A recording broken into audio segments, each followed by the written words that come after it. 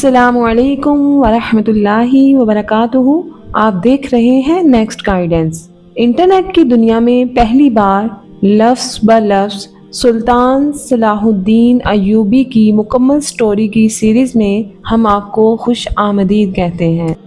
جب یہ خبر سلطان نور الدین محمود زنگی کو پہنچی تو سلطان عادل نے اپنے ایک معتمد خاص کے ہاتھ یوسف صلاح الدین کو قیمتی تحائف بھیجے اور ایک خط بھی تحریر کیا جس کی عبارت کچھ اس طرح تھی: حق تعالیٰ تمہیں جزائے عظیم دے کہ تم نے مصر کی سرزمین سے ایک فتنہ عظیم کی جڑیں اکھاڑ پھینکی۔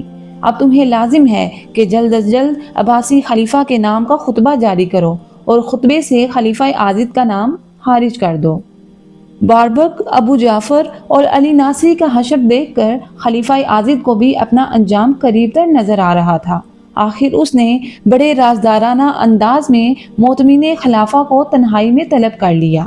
یہ ایک خواجہ سرا تھا جو مصری امراء پر حاوی تھا اور اس کے زیر اثر 50,000 سوڈانی حبشی تھے۔ خلیفہ عاضد نے معتمد خلافہ کو پیشکش کی کہ اگر یوسف صلاح الدین کو قتل کر دیا جائے یا اسے مصر سے نکال دیا جائے تو وزارت عظمیٰ کا عہدہ اور نصف خزانہ معتمد کے حوالے کر دیا جائے گا۔ خواجہ سرا معتمد خلیفہ عاضد کی پیشکش سن کر دل ہی دل میں بہت خوش ہوا، مگر وہ نہایت عیار اور شاطر انسان تھا۔ یکایک اس نے اپنے چہرے پر وحشت و پریشانی کا رنگ طاری کر لیا۔ معتمد کی یہ کیفیت دیکھ کر خلیفہ عاضد نے اس سے پوچھا: کیا یوسف صلاح الدین کو مصر سے نکالنا یا قتل کر دینا اتنا مشکل کام ہے؟ پھر یہ تیرے وفادار سوڈانی حبشی کس دن کام آئیں گے؟ پوری مصری فوج یوسف صلاح الدین کے ساتھ ہے۔ خواجہ سرا معتمد نے برجستہ جواب دیتے ہوئے کہا: میرے وفادار حبشی باقاعدہ اور تربیت یافتہ فوجی نہیں ہے۔ اگر وہ کھل کر لڑیں گے تو یوسف صلاح الدین کا لشکر انہیں گاجر مولی کی طرح کاٹ کر رکھ دے گا۔ پھر خواجہ سرا کا عذر سن کر خلیفہ عاضد پریشان نظر آنے لگا۔ اس کے لیے مجھے منصوبہ سازی کرنی ہوگی۔ خواجہ سرا معتمد نے نئی چال چلتے ہوئے کہا: کیسی منصوبہ سازی؟ خلیفہ عاضد جنجلا کر بولا: کیا تو اپنی منصوبہ سازی میں اتنی دیر لگائے گا کہ یوسف صلاح الدین مجھے قتل کر ڈالے یا پھر معزول کر کے حوالہ زندہ کر دے؟ جب تک میں زندہ ہوں یہ نوبت نہیں آئے گی۔ خواجہ سرا معتمد نے انتہائی پرجوش لہجے میں کہا: سب سے پہلے آپ مجھے بہترین ہتھیار فراہم کریں تاکہ میں اپنے آدمیوں کو ٹریننگ دے سکوں۔ دوسرے یہ کہ میرے کام میں کوئی مداخلت نہ کرے، میں یہ جنگ پوری آزادی کے ساتھ لڑنا چاہتا ہوں۔ خلیفہ عاضد نے خواجہ سرا کی دونوں باتیں مان لی، مگر اس کے ساتھ یہ ہدایت بھی کر دی: ملک کو ہر صورت میں خانہ جنگی سے بچایا جائے۔ مجھے یوسف صلاح الدین، سالار عبد القریشی اور امیر عز الدین کے سر چاہیے۔ خواجہ سرا معتمد خلیفہ عاضد کی خلوت گاہ سے نکل کر چلا گیا۔ یہ اس کے لیے سب سے زیادہ سرشاری کا دن تھا۔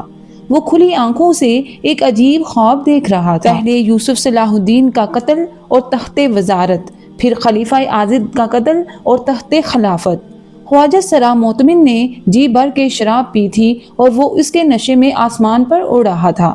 رات بھر میں اس نے بہت سے خواب دیکھ لیے۔ پھر دوسرے دن اس نے اپنے نائب زناری کو تنہائی میں طلب کیا اور انتہائی غضبناک لہجے میں کہا: اب وقت آ گیا ہے کہ ہم یوسف صلاح الدین سے اپنی توہین اور بے عزتی کا انتقام لیں اور اس فتنہ گر کی جڑیں کھود ڈالیں۔ دراصل واقعہ یہ تھا کہ یوسف صلاح الدین اور اس کے چچا اسد الدین شیر کوہ سے پہلے مصر کا ہر وزیر اعظم خواجہ سرا معتمد کو رام کرنے کے لیے بڑی بڑی رشوتیں دیا کرتا تھا، اور اس کی بنیادی وجہ یہ تھی کہ خواجہ سرا معتمد کا تعلق براہ راست خلیفہ عاضد سے تھا۔ 50,000 سوڈانی حبشیوں کی حمایت کے باعث خواجہ سرا معتمد کسی حد تک خلیفہ عاضد کے مزاج میں بھی دخیل تھا۔ جو وزیر اعظم خواجہ سرا کی بات نہ مانتا یا اسے رشوت دینے سے انکار کرتا، معتمد خلیفہ عاضد سے اس کی شکایت کرتا۔ نتیجتاً وہ وزیر اعظم برطرف کر دیا جاتا۔ یہی وجہ تھی کہ ہر وزیر اعظم خواجہ سرا کو خوش رکھنے کی کوشش کرتا تھا، مگر جب اسد الدین شیر کوہ وزارت عظمیٰ کے منصب پر فائز ہوا تو خواجہ سرا معتمد اس کے پاس پہنچا اور نئے وزیر اعظم پر روب ڈالنے کے انداز میں کہا: اگر میں تم سے خوش ہوں تو خلیفۃ المسلمین بھی خوش ہیں، اور اگر میں تم سے ناراض ہوں تو خلیفۃ المسلمین بھی تم سے خفا ہے۔ در پردہ وہ ایک ایسی دھمکی تھی کہ وزارت عظمیٰ کا عہدہ صرف خواجہ سرا معتمین کی خوشنودی پر قائم ہے۔ اسد الدین شیر کوہ ایک غیرت مند اور جانباز سالار تھا۔ اس نے خواجہ سرا معتمین کی تنبیہ کو ایک دیوانے کی بڑھ سمجھا اور انتہائی بے عزت کر کے اپنے کمرے سے نکالتے ہوئے کہا، میں تجھ نامراد کا چہرہ بھی نہیں دیکھنا چاہتا، آئندہ قصر وزارت کا رخ نہ کرنا، اور اگر کبھی محل میں آمنا سامنا ہو جائے تو فوراً اپنا راستہ بدل دینا، ورنہ تجھ پر قصر شاہی کے دروازے ہمیشہ کے لیے بند ہو جائیں گے۔ اسد الدین شیر کوہ کا حکم سن کر خواجہ سرا معتمین خلیفہ عاضد کی خدمت میں پہنچا اور رو رو کر فریاد کرنے لگا۔ خلیفہ عاضد نے اسے صاف صاف جواب دے دیا، میں اتنی سی بات پر وزیر اعظم تبدیل نہیں کر سکتا۔ اسد الدین شیر کوہ نے ایک ہی دن میں خواجہ سرا معتمین کا سارا زور توڑ دیا تھا۔ یہ خواجہ سرا معتمین کی خوش قسمتی تھی کہ اسد الدین شیر کوہ کو 2 مہینے بعد بھی قتل کر دیا گیا۔ وزیر اعظم مصر کی موت پر خواجہ سرا معتمین اور اس کے حامی سوڈانی حبشیوں میں ایک عظیم الشان جشن منایا گیا۔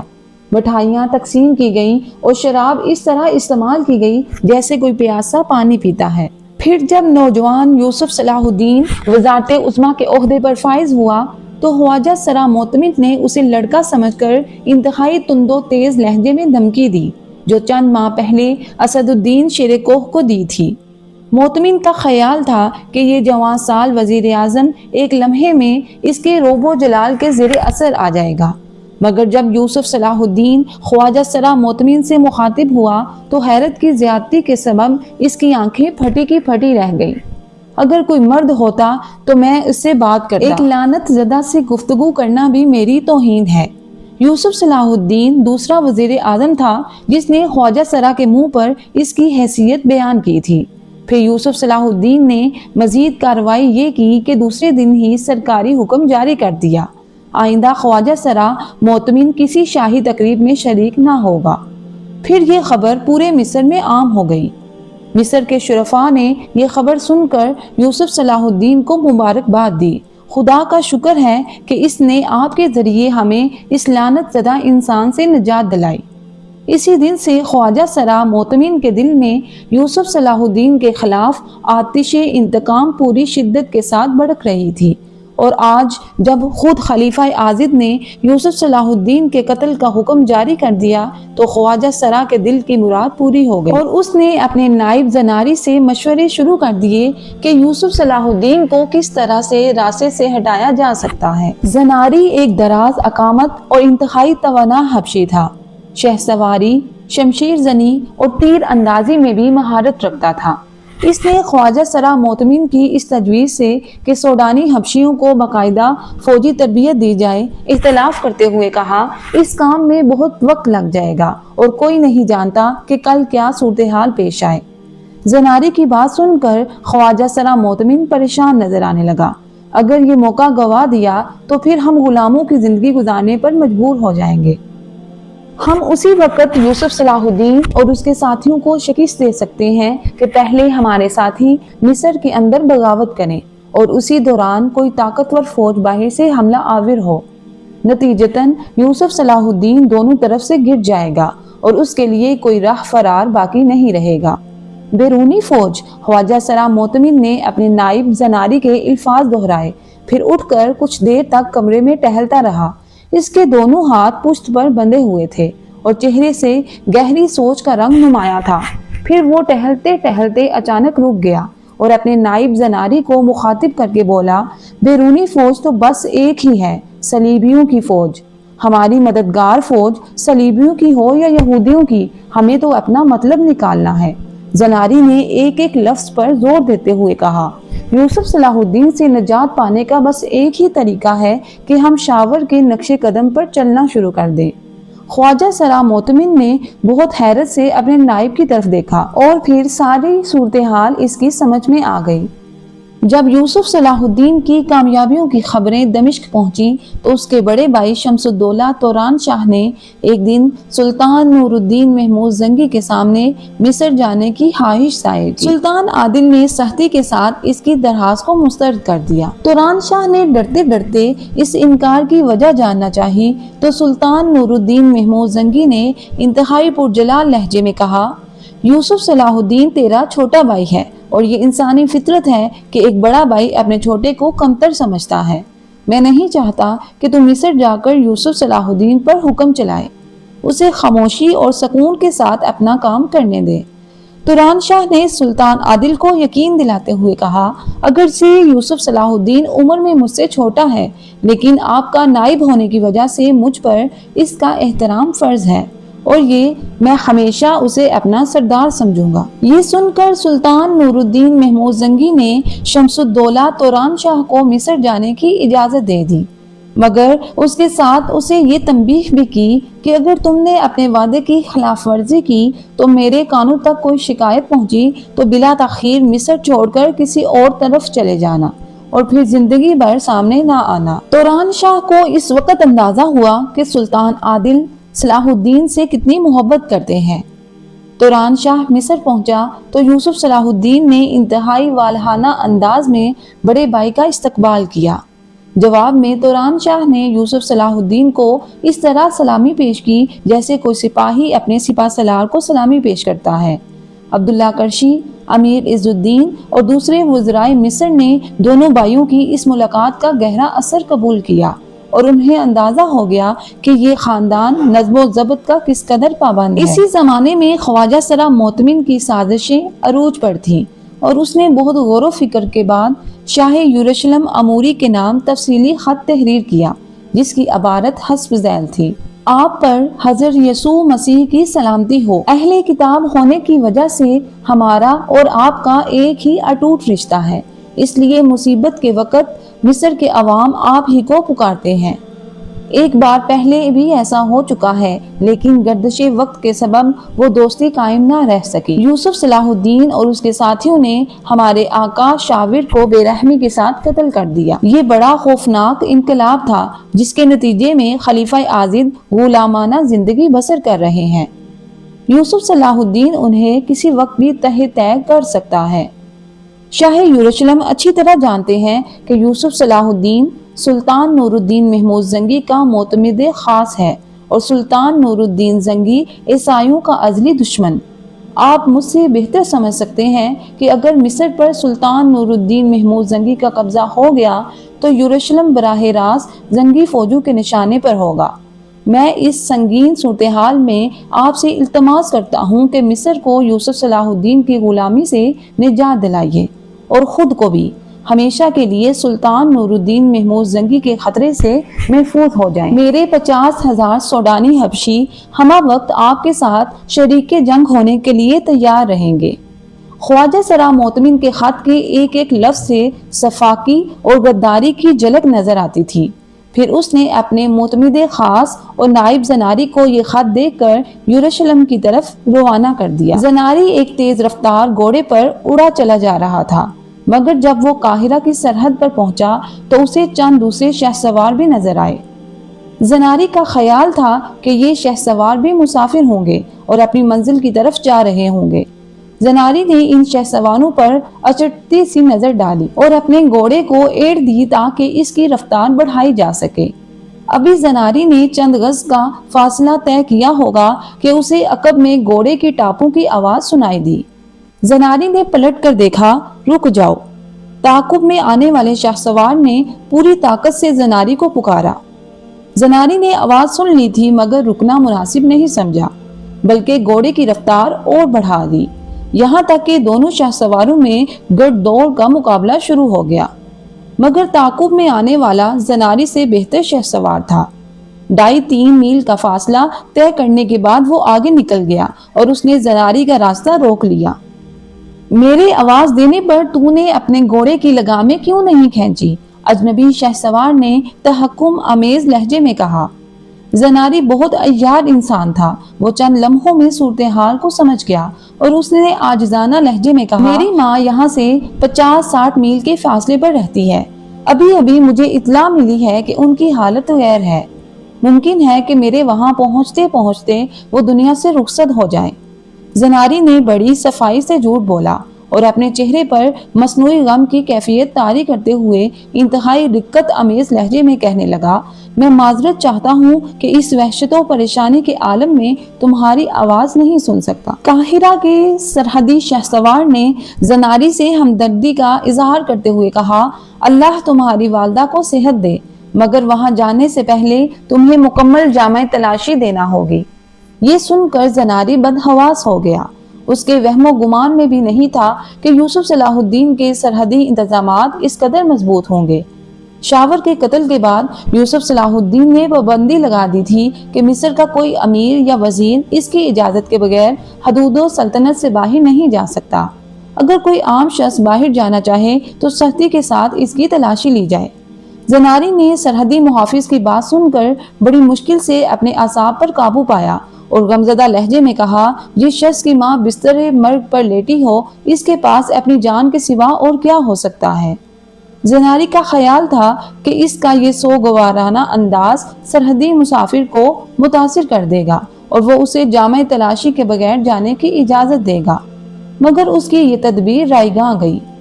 جامع تلاشی سے کسی کو مفر نہیں، تمہیں اس مرحلے سے گزرنا ہی پڑے گا، سرحدی محافظ نے کسی قدر نرم لہجے میں کہا۔ زناری اپنی جامع تلاشی کیسے دیتا؟ اس کی لمبی عبا کی جیب میں خواجہ سرا موتمن کا وہ خط موجود تھا جو شاہ یروشلم اموری کے نام لکھا گیا تھا اور جس میں صلیبی فوج کو مصر پر حملہ کرنے کی دعوت دی گئی تھی۔ زناری بری طرح پھنس چکا تھا۔ اس نے اپنی زندگی بچانے کے لیے آخری تدبیر کے طور پر دوبارہ گھوڑے کو ایڑوی دی اور بھاگنے لگا۔ سرحدی محافظ بھی اپنا گھوڑا دوڑانے کی طرف بڑھا۔ زناری نے بہت کوشش کی کہ وہ سرحدی محافظ کو پیچھے چھوڑ دے اور کسی نہ کسی طرح قاہرہ کے مضافاتی علاقے سے نکل جائے، مگر وہ دوسری بار بھی زناری کو اس مقابلے میں شکست ہوئی اور سرحدی محافظ نے کچھ دور جا کر اسے گھیر لیا۔ مجبوراً زناری کو گھوڑے سے کود کر اپنی شمشیر بے نیام کرنی پڑی۔ سرحدی محافظ بہترین شمشیر زن بھی تھا، نتیجتاً اس نے زناری کو زخمی کر کے زمین پر گرا دیا اور پھر اس کی جامع تلاشی لی اور خواجہ سرا موتمن کا خط برآمد کر لیا۔ پھر اسی زخمی حالت میں زناری کو خواجہ سرا موتمن کے خط کے ساتھ یوسف صلاح الدین کے سامنے پیش کر دیا۔ یوسف صلاح الدین نے پورا خط پڑھا اور زناری سے پوچھ گچھ کی۔ اس نے خواجہ سرا کا تمام منصوبہ حرف بہ حرف بیان کر دیا اور اپنا جرم تسلیم کرتے ہوئے جاں بخشی کی درخواست کی۔ یوسف صلاح الدین نے اسی وقت زناری کو قید خانے میں ڈال دیا اور نمک حرام خواجہ سرا کی طرف متوجہ ہوا۔ موتمن کے آدمیوں نے اسے پہلے ہی زناری کی گرفتاری کی خبر دے دی تھی۔ اس سے فائدہ اٹھاتے ہوئے خواجہ سرا قصر خلافت کے خفیہ راستوں سے فرار ہو گیا۔ یوسف صلاح الدین نے فوراً ہی اپنے جاسوس سپاہیوں کو قاہرہ کے گلی کوچوں میں پھیلا دیا اور سرحدی محافظوں کی تعداد میں 4 گنا اضافہ کر دیا۔ سالار عبداللہ کرشی اور امیر عز الدین نے یوسف صلاح الدین کو مشورہ دیتے ہوئے کہا، خواجہ سرا موتمن کے سر کی قیمت لگا دی جائے، قاہرہ کے باشندے اسے خود تلاش کر کے مار ڈالیں گے۔ اس موقع پر یوسف صلاح الدین نے غیر معمولی ذہانت و فراست کا مظاہرہ کرتے ہوئے اپنے مشیروں اور وزیروں سے کہا، اس سنگین واقعے کو اس طرح فراموش کر دیا جائے کہ جیسے کوئی خواب تھا۔ اگر موتمن کی بغاوت کی خبر عام ہوئی تو بڑی پیچیدگیاں پیدا ہوں گی، وہ قاہرہ سے فرار بھی ہو سکتا ہے۔ میں چاہتا ہوں کہ اسے زندہ گرفتار کیا جائے، اس طرح ہم اس راز کی تہ تک پہنچ سکتے ہیں کہ خواجہ سرا کی پشت پر کس کا ہاتھ ہے۔ آخر 1 ماہ کی انتہائی تلاش کے بعد 25 ذی القعدہ 564 ہجری کو خواجہ سرا موتمن قاہرہ کے ایک گاؤں ہرکانیہ سے گرفتار ہوا اور اسے زنجیروں میں جکڑ کر یوسف صلاح الدین کے سامنے پیش کر دیا گیا۔ یوسف صلاح الدین اسے دیکھ کر بہت زیادہ جذباتی ہو گیا تھا۔ وزیر اعظم مصر نے انتہائی غضبناک لہجے میں کہا، تیرے لیے یہ ایک لعنت کیا کم تھی کہ تو مرد سے مہنس ہو گیا۔ خالق کائنات نہایت رحیم ہے، شاید وہ تیرے اس گناہ کو معاف کر دیتا، مگر تو نے مسلمانوں سے غداری کر کے سارے زمانے کی لعنتیں اپنے گلے میں ڈال لی۔ یوسف صلاح الدین نے خواجہ سرا معتمن کو قہر آلود نظروں سے دیکھا۔ خواجہ سرا نے اپنی زندگی بچانے کے لیے یوسف صلاح الدین کے آگے زمین پر سر رکھ دیا اور رو رو کر اس کے رحم کو آوازیں دینے لگا۔ وہ بہترین نقال تھا۔ اس نے رو رو کر کمرے کے فرش کو اپنے آنسوؤں سے بھگو دیا۔ یوسف صلاح الدین بہت نرم طبیعت اور شاعرانہ فطرت کا مالک تھا۔ اگر اس موقع پر اس کا جانی دشمن بھی ہوتا تو شاید اسے معاف کر دیتا، لیکن ایک غدار ملت کے لیے اس کے دل میں کوئی نرم گوشہ موجود نہیں تھا۔ بنیادی طور پر وہ خود نہایت رحم دل انسان تھا، مگر اسے ظالموں سے شدید نفرت تھی۔ یوسف صلاح الدین اکثر حضرت عمر فاروق رضی اللہ تعالی عنہ کا یہ قول دہرایا کرتا تھا، ظالم کے ساتھ رحم کرنا ایسا ہی ہے جیسے مظلوم پر اور ظلم کیا جائے۔ آخر یوسف صلاح الدین نے بھی ایک ظالم کو اس کے انجام تک پہنچا دیا۔ اس نے اپنی شمشیر بے نیام کی اور خواجہ سرا معتمن کا سر قلب کر دیا۔ پھر اس سر کو سونے کی ایک دلکش خوان میں سجایا۔ اس کے ساتھ ہی وہ خط بھی رکھا جو شاہ یروشلم اموری کو لکھا گیا تھا۔ پھر یوسف صلاح الدین نے اس خوان پر سرخ کپڑا ڈالا اور اپنے ایک معتمر امیر بہاؤالدین کراکوش کو لے کر خلیفہ عاضد کی خدمت میں حاضر ہوا، بڑے ادب کے ساتھ سلام کیا اور کھڑا ہو گیا۔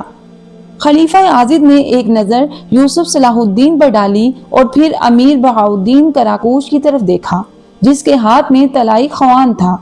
خلیفہ محترم یوسف صلاح الدین مؤدبانہ لہجے میں والی مصر سے مخاطب ہوا، آپ نے مجھے وزارت عظمیٰ کے عہدے سے سرفراز کیا۔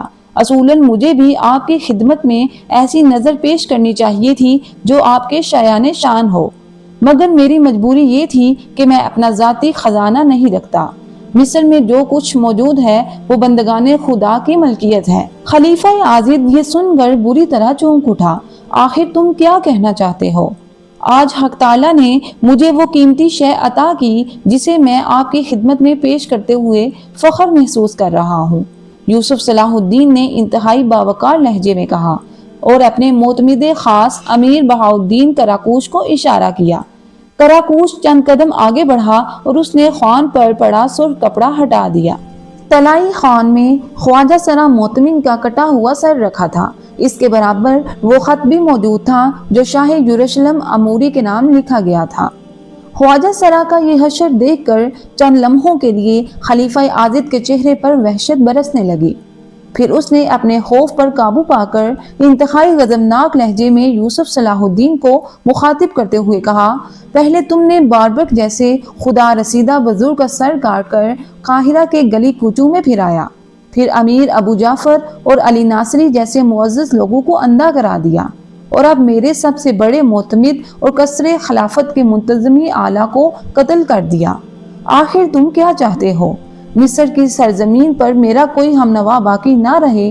اگر تمہاری خود غرضی اور صفاقی کا یہی عالم رہا تو ایک دن تم مجھ سے بھی میرا سر طلب کرو گے۔ میں احسان فراموش نہیں ہوں خلیفہ محترم، یوسف صلاح الدین نے انتہائی باوقار لہجے میں کہا، میرے ہوتے ہوئے آپ کی جان و مال اور عزت و آبرو کو کوئی خطرہ نہیں۔ یہ بدکار خواجہ سرا کثر خلافت کا منتظم اعلیٰ نہیں، مملکت مصر کا غدار اعلیٰ ہے۔ یوسف صلاح الدین نے معتمن کے کٹے ہوئے سر کی طرف اشارہ کرتے ہوئے کہا، پھر وہ خط اٹھا کر خلیفہ عاضد کو پیش کر دیا جس میں معتمن نے شاہ یروشلم کو مصر پر حملہ کرنے کی دعوت دی تھی۔ خواجہ سرا کا خط پڑھتے ہوئے خلیفہ عاضد کے ہاتھ کانپ رہے تھے کیونکہ وہ خود اس سازش میں شریک تھا اور ہر قیمت پر یوسف صلاح الدین سے نجات حاصل کرنا چاہتا تھا۔ خلیفہ محترم، آج میں کچھ اہم باتوں کی مکمل وضاحت ضروری سمجھتا ہوں، یوسف صلاح الدین نے دوبارہ عاضد سے مخاطب ہوتے ہوئے کہا، میرے کاندھوں پر دوہری ذمہ داری کا بار گراں ہے، ایک آپ کی حرم سرا کی حفاظت، دوسرے دین و ملت کی حفاظت۔ ابھی یوسف صلاح الدین کی بات مکمل نہیں ہوئی تھی کہ خلیفہ عاضد گرج کر بولا، دین و ملت کی حفاظت سے تمہارا کیا مطلب؟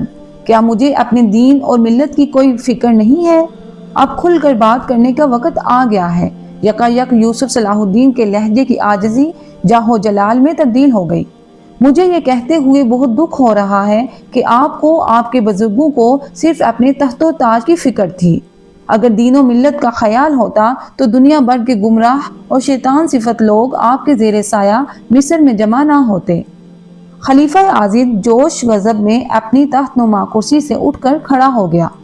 تم بے ادبی اور گستاخی کی آخری حد بھی پار کر چکے ہو، یہ ہے تمہاری احسان شناسی۔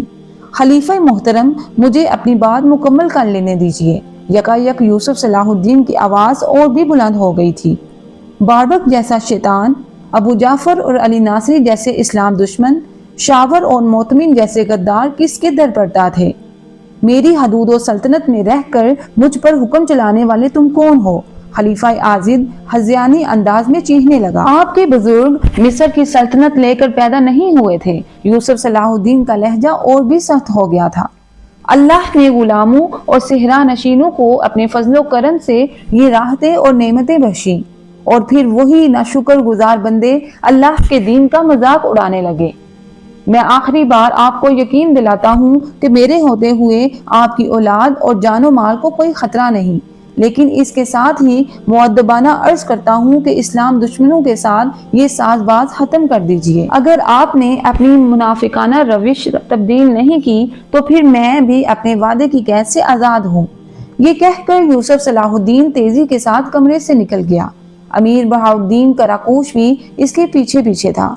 اس کے بعد خلیفہ عاضد کو صرف قصر خلافت تک محدود کر دیا گیا، اسے محل سے باہر جانے کی اجازت نہیں تھی۔